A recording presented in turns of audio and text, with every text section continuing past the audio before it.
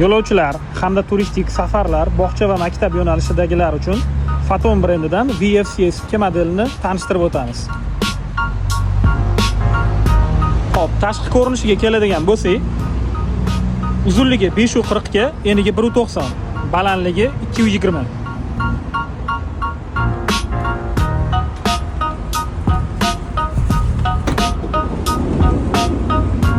O'rindiqlar soni 12+1, ya'ni 12 ta yo'lovchi, bitta haydovchiga mo'ljallangan.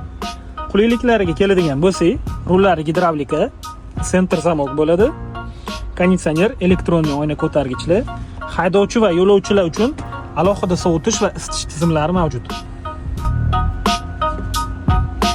Texnik xarakteristikasiga keladigan bo'lsak, mashinamiz Mitsubishi yaponskiy dvigatel bilan jihozlangan. 2.4 объемli mexanik korobka передачада bo'ladi. Chidamli, tejamkor, chiroyli tashqi ko'rinishga ega bo'lgan mikroavtobus qidirayotganlar uchun ajoyib tanlov. Shu bilan birgalikda ko'rib turganingizdek, qora, sariq, oq ranglari mavjud.